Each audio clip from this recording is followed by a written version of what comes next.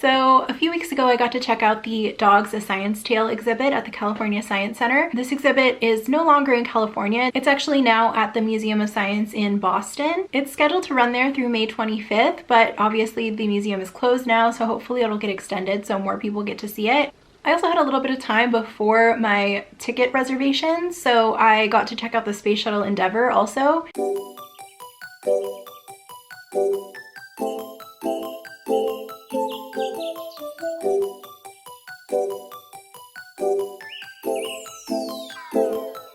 So admission to see the Endeavour actually came with my ticket. So that was really cool to see. I actually didn't know that the Space Shuttle Endeavour had been into space 25 times between 1992 and 2011. I'm gonna insert some clips here from the Endeavour exhibit, but actually one of my favorite parts was seeing the process of getting the space shuttle to the Science Center. So I would recommend that if you're in the LA area, when you eventually get the opportunity to go, check this out because it's pretty cool.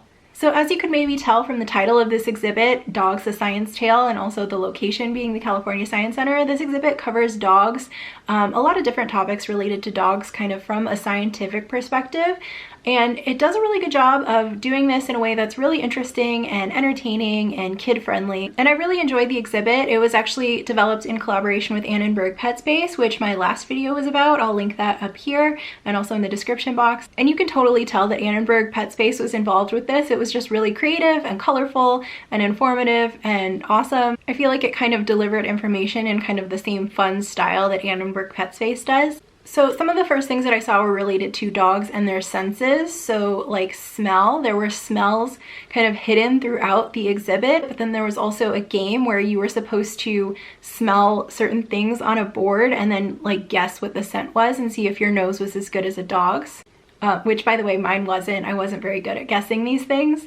So another one of the sensory exhibits was related to hearing, and I wish I got a photo or video of the front of this, but it was basically a mask that looked like a dog head, and you kind of go around the back of the mask and stick your face in it. And then it's like a street view, and you're supposed to hear the different sounds of the street kind of from a dog's perspective. So there's like a police car, there's a street light, and you can kind of hear the electricity buzzing. There's like some mice or rats down on the street.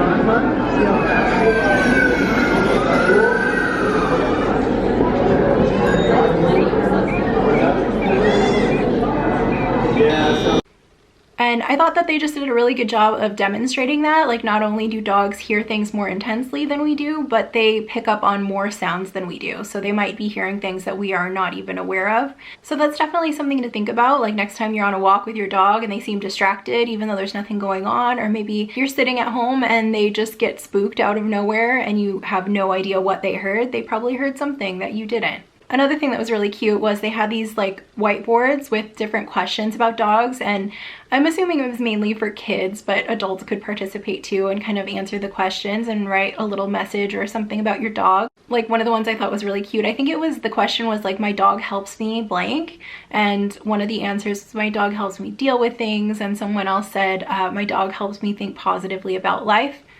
But yeah, a lot of the messages on those whiteboards were like really sweet.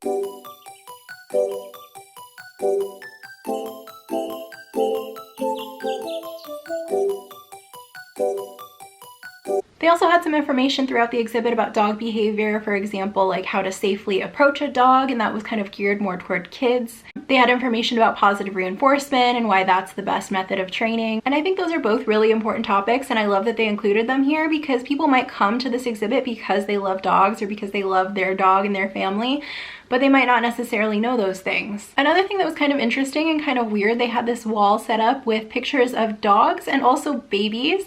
And they had two side by side that looked almost basically identical, and you were supposed to pick which one you thought was cuter. And I mean, honestly, they looked the same, so it was pretty hard to choose. But then when you flip up the picture, it kind of gives you more information and tells you scientifically which one is cuter. And a lot of it is based on like spacing of the eyes or the size of their ears or their nose, which I mean is interesting, but also wrong because all dogs are cute. I also got to play a game of Dog Jeopardy, which was one of the last things I did before I left. I like waited because I really wanted to play Dog Jeopardy. And I played against two strangers, which was kind of weird because one of them was a little kid and it was like, do I play easy on him or do I play to win? So anyway, I won the game, obviously.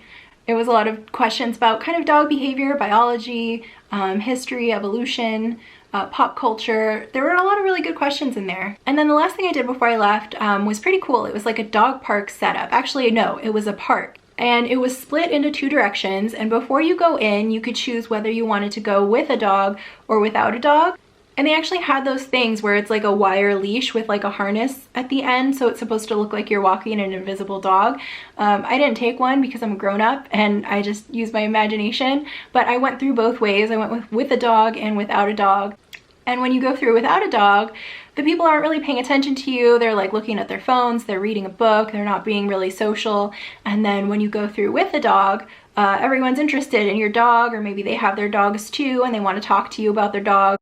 And I feel like that was a pretty accurate representation of how I feel when I'm at work. Like, everyone is more outgoing and social when I have a dog with me. There was one that I especially liked where the person greeted the dog first and then greeted the human, and also they knew the dog's name, but they didn't know the human's name.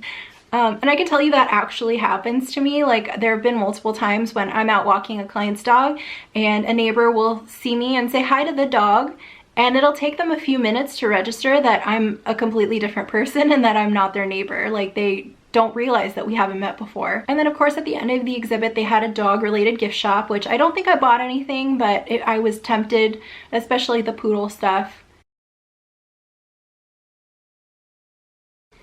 And I think that's about it about Dogs: A Science Tale. I highly recommend going to see it if you are in Boston or if you get the opportunity to see it somewhere else. If you love dogs, I definitely think you will love this exhibit. Don't forget to like the video and subscribe, and I will see you next time.